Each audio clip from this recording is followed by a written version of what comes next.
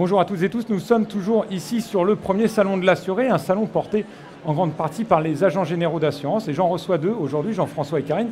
Alors Jean-François, je me tourne vers vous d'abord. La première question toute simple, de plus en plus les consommateurs, les clients viennent avec des problématiques de tarifs.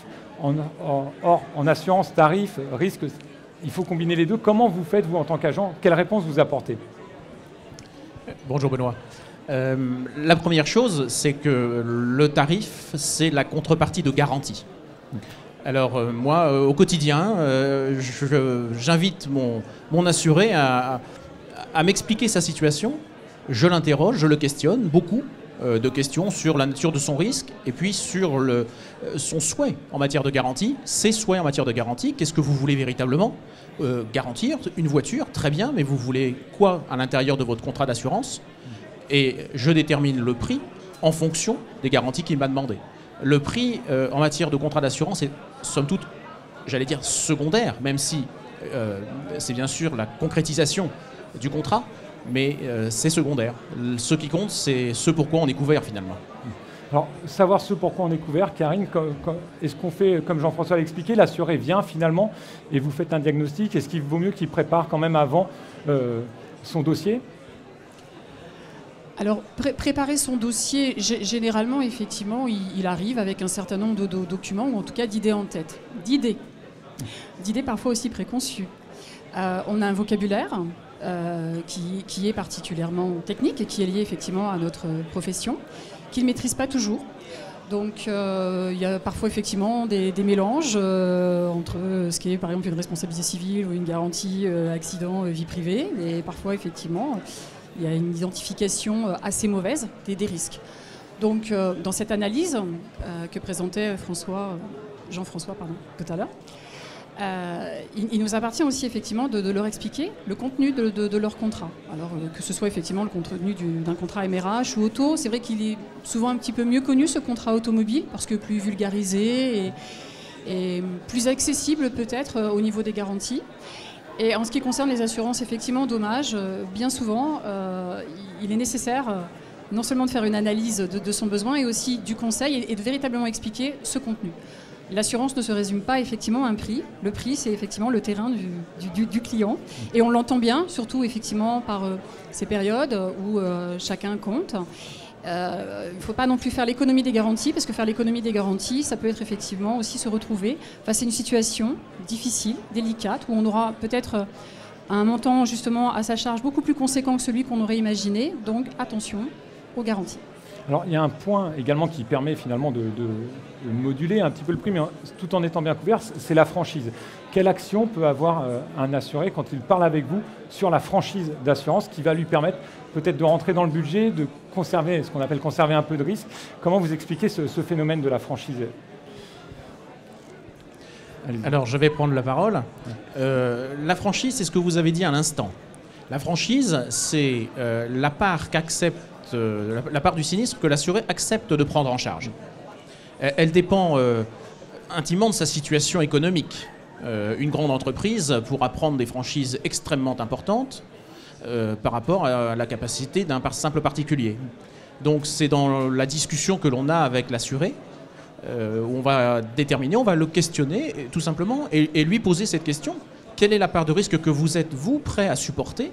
Et puis, il y a des moyens de supporter une franchise. Tout le monde a un contrat d'épargne, un contrat, un livret A, souvent. Est-ce qu'on ne peut pas puiser de temps en temps dans ce livret A pour ça? Et en conséquence, payer une prime d'assurance qui va être plus basse parce qu'on aura accepté une franchise un peu plus élevée. Voilà, tout simplement. Dans ce conseil, cette information qui s'échange, est-ce que vous avez le sentiment que les clients, les assurés, les consommateurs sont bien informés? Est-ce qu'au contraire, ils viennent avec beaucoup de questions? Vous voyez des zones de flou, des zones d'ombre assez nombreuses pour eux? Alors ça, je pense que c'est complètement variable en fonction effectivement de la notion en fait que l'assuré a de l'assurance. Moi, je pense que de manière générale, en fait, ils se pensent suffisamment informés, puisqu'il y a un vocabulaire qu'ils ont acquis. Il y a aussi aujourd'hui tout un tas de possibilités aussi de récupérer l'information, notamment peut-être via Internet. Pour chaque domaine, c'est vrai, donc y compris effectivement pour l'assurance. Pour autant, vous comme moi, quand on lit une définition, on croit effectivement la comprendre, on croit se l'approprier et pour autant, effectivement, quand on se la fait expliquer par un professionnel, on se rend compte que finalement, on était peut-être passé à côté de quelque chose. Et c'est ça aussi, en fait, notre rôle de conseil.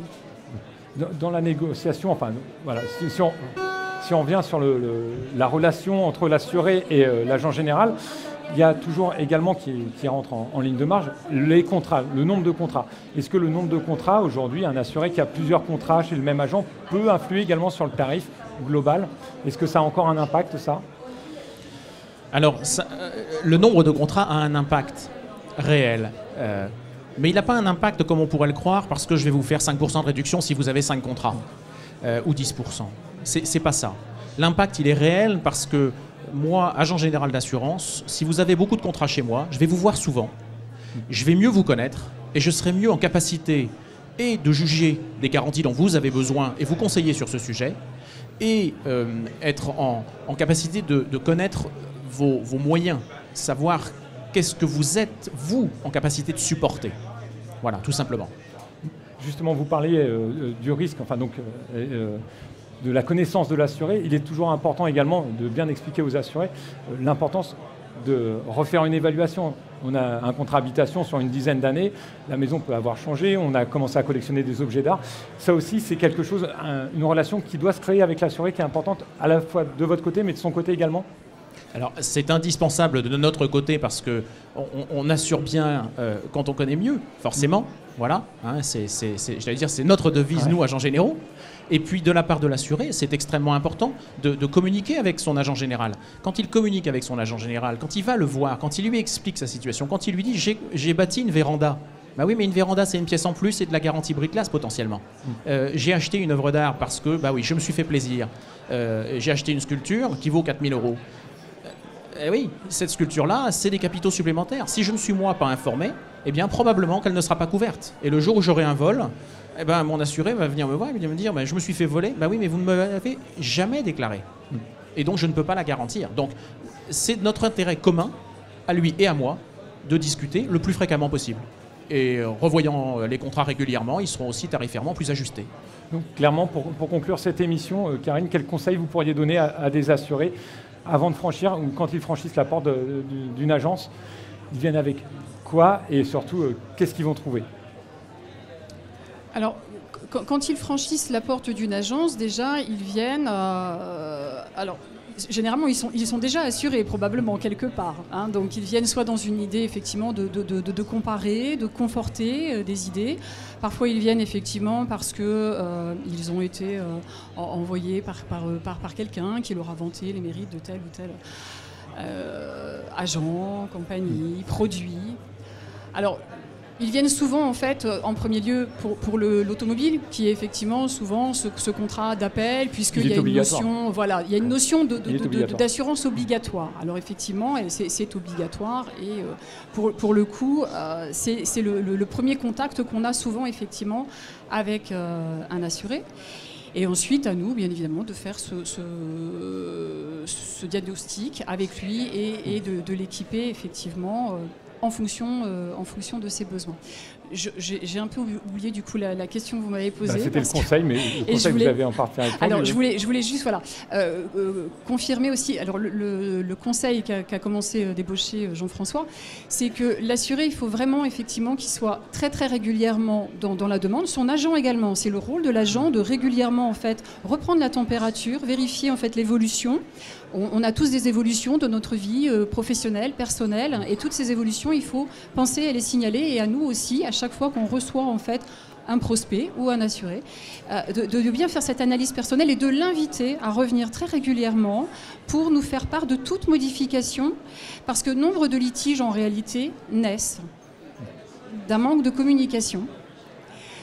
Et pour le coup, la pièce qui n'a pas été déclarée, l'enfant qui est né il y a 3 mois, mais qu'on a oublié dans l'euphorie de la naissance de déclarer sur la complémentaire santé. Enfin, chaque fois qu'il y a un événement, finalement, si on a un réel partenariat avec son agent général, et généralement c'est le cas, mais il faut vraiment encore qu'il soit le plus poussé possible.